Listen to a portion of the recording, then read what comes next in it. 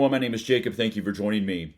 Imagine you're in the field hunting a brand new area, but it's an area that your artificial intelligence counterpart, you can name it Siri or Alexa or something completely different, has recommended to you. Now, you work with your artificial intelligence counterpart via a small camera on your jacket, and it will project images on your hand when you're trying to communicate or when it needs to provide feedback. And so it's not necessarily you have a phone, but it's not necessarily using your phone. So this artificial intelligence counterpart that, sort of like Siri or Alexa, has recommended this area based on data pulled from online. Maybe it's hack cell cam photos. Maybe it's pulling photos that hunters have posted on hunting forums and on Facebook, other data that hunters have posted. Maybe it's automobile accidents that have happened in the area, and it's pulling that sort of data that's not necessarily hunting related but deer related, and it's recommended this area to you based on a wide range of parameters. You're in the field now and you come across a track. You actually look at that track, you take a picture of it. It actually ages that track and determines that it's only 15 minutes old. It also takes that 2D image and translates it into a 3D image of the size of the animal that made it and projects it onto your hand. And then you see a rub nearby. You take a picture of the rub. It is able to interpret the size of the antlers of that deer. And it's based on those data inputs. It gives you a probability of the deer that you're after.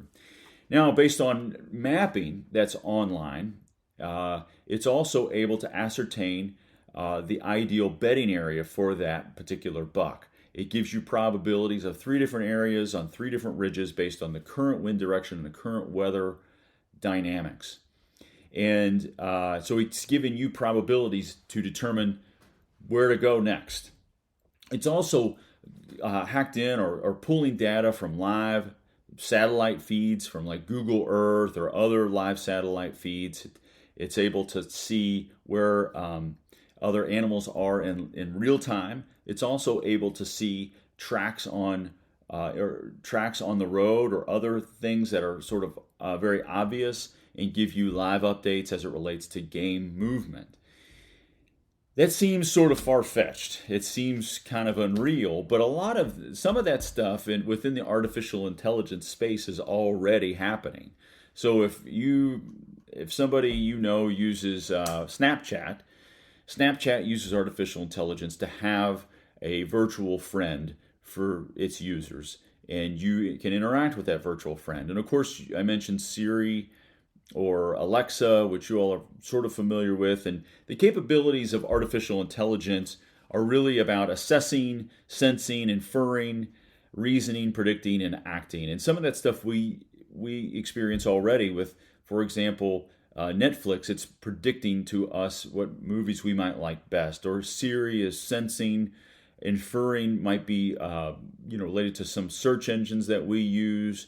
And reasoning, I'm sure you've heard of how IBM Watson is played chess and beat chess experts.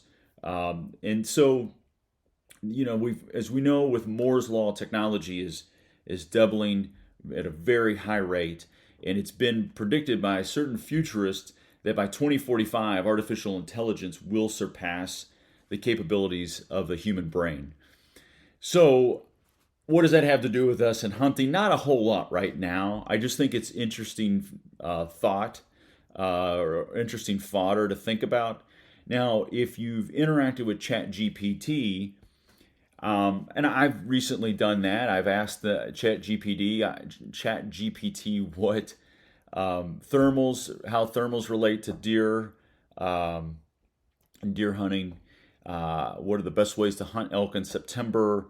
Or what does it mean? What do rubs mean for deer?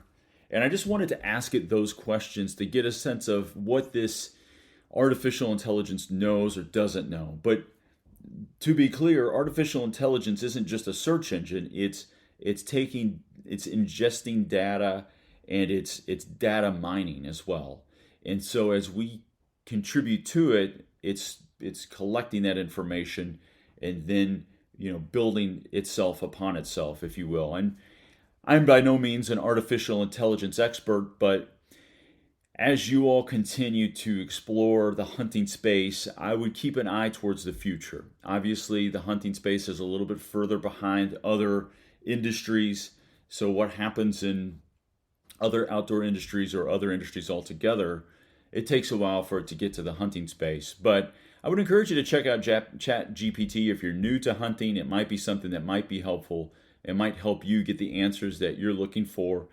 But let's keep in mind that technology can take us places we might not want to go as it relates to hunting. And so keep your eyes open, enjoy this hunting season, enjoy the primitive nature of it, and best of luck.